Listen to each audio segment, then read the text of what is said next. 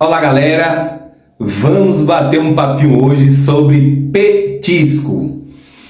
O que é um petisco? Muitas vezes a gente se pergunta o porquê nós damos esse petisco aos nossos cãezinhos, aos nossos gatinhos, às nossas aves, principalmente as psitacídeos. A pergunta é bem frequente no meio das pessoas que contratam um profissional de adestramento e perguntam: qual a sua metodologia de trabalho? Vocês trabalham com castigo? Vocês trabalham com petisco? Vocês trabalham só com reforços positivos? Enfim, são inúmeras de perguntas que se fazem a respeito da metodologia que um profissional de adestramento ou de mudança de comportamento vai utilizar com esse cão, ou com esse gato, ou com essa ave. Mas vamos entender o que é o petisco. Teoricamente, nós pensamos que é um tipo de alimento o qual o animal ele degusta ou tem acesso a esse alimento em questões que não são ordinárias, em questões extraordinárias. Por exemplo, o tutor chegou do trabalho, chegou da academia, ou chegou de uma praia, pega um petiscozinho e dá ao seu cão. Muitas vezes dá simplesmente porque quer ver o seu cão mais feliz e ele julga que daquela forma é uma maneira de contribuir com a felicidade do seu pet.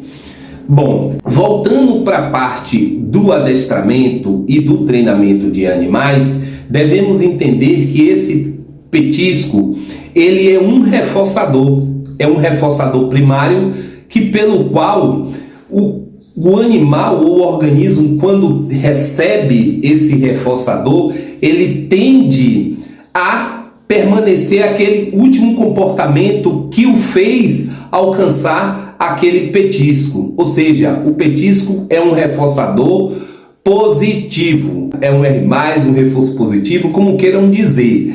Lembrando que o alimento ele também pode ser algum tipo de estímulo. Nem sempre ele está na condição de reforçador. Ele pode ser também um estímulo e como também pode ser um aversivo. Mas não vamos entrar nesse mérito da questão, porque vai começar a bagunçar. Pô, será que o petisco é um reforçador? Será que é um estimulador? Ou será que é uma punição? Enfim, mas vamos olhar o petisco de uma forma geral. Algo que o cão queira muito e pelo fato dele querer muito, ele volta a exercer aquele último comportamento para poder ter acesso. Então, vamos olhar do ponto de vista teórico e prático, que é um reforçador positivo. Por ser um reforçador primário, sempre o animal, o organismo, vai querer esse reforçador primário. O que são os reforçadores primários? É o alimento, a água e a sexualidade. Esses três componentes, ou seja, ele forma a tríplice do reforçador primário. É algo que o animal precisa para se manter vivo. Bom, e o sexo? Pode se perguntar, mantém o animal vivo? Teoricamente, ele não, mas a espécie dele sim.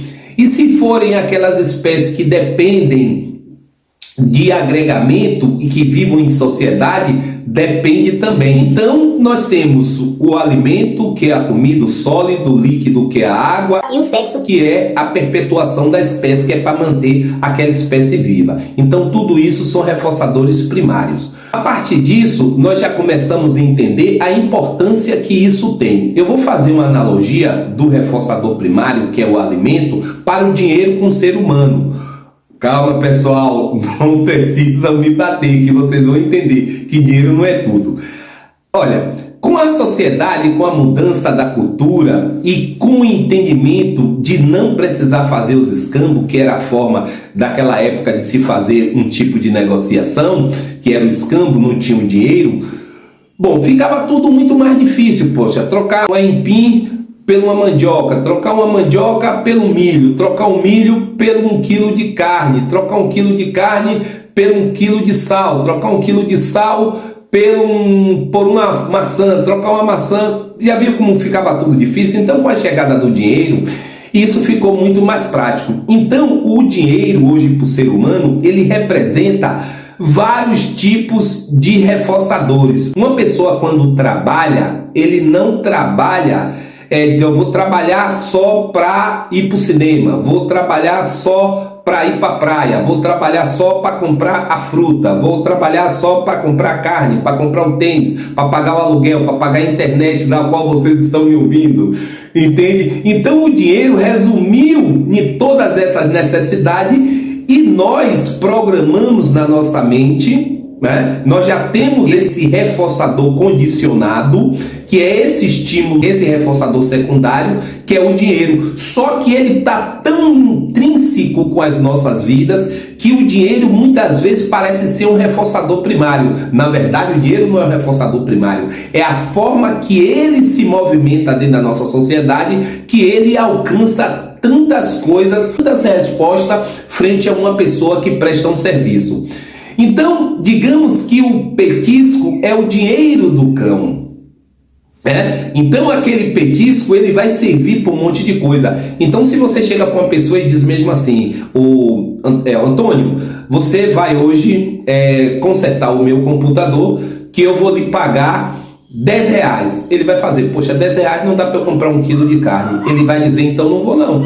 Aí se você chega para ele e diz mesmo assim, Antônio, conserta meu computador que eu vou lhe dar R$50. Ele diz, olha, R$50 já dá para eu comprar 1 quilo de carne. Entende? O pensamento de Antônio foi, não no dinheiro, é o que aquele dinheiro representa para a sua necessidade de comprar 1 quilo de carne. A mesma coisa que Antônio tem uma necessidade de pagar sua faculdade. Aí chega e diz, Antônio, dá uma manutenção em toda essa minha rede que eu vou lhe pagar R$100. 100 é mais do que 50, né? Mas mesmo assim, Antônio disse, não dá para pagar minha faculdade. Mas quando diz mesmo assim, Antônio, conserta minha rede toda que eu lhe pago R$2.000. Ele chega e diz, dá para pagar minha faculdade. Então, o dinheiro representa nesse momento toda essa gama de necessidade. Voltando para os cães e para os pets, o petisco é uma moeda de troca. Então não quer dizer que o seu cão seja interesseiro, não quer dizer que o seu cão esteja sendo subornado, não é nada disso, é porque funciona dessa forma as questões comportamentais. Elas precisam ser reforçadas para que os comportamentos venham a ser repetidos, e é assim que funciona em todo o organismo, desde uma bactéria até o ser mais desenvolvido dentro do ponto de vista do córtex pré-frontal, que se diz que somos nós, seres humanos. Vamos lá. Bom, sabendo que toda essa movimentação está intrinsecamente ligada com quem? Com a dopamina. Então, esse organismo ele precisa ter essa motivação para a realização daquela tarefa e ser reforçado. Lembrando que eu já falei em vídeos anteriores que a dopamina ela não gera um comportamento de autossatisfação, de auto bem-estar. Ela está intrinsecamente ligada com movimentações e motivações. A partir do momento que a recompensa chega, que é os reforços, aí outros tipos de neurotransmissores, de hormônios, são ativados que vai suceder o bem-estar. E entra nessa engrenagem de reforçamentos emocionais que um corpo tão complexo como de um organismo, como de um ser humano, como de um cão, não vai depender exclusivamente de um neurotransmissor, um hormônio, de uma célula. É um conjunto de coisas que leva esse organismo a se comportar daquela forma. Então, o que eu posso lhe dizer aqui para vocês, não deixe de reforçar os seus cães.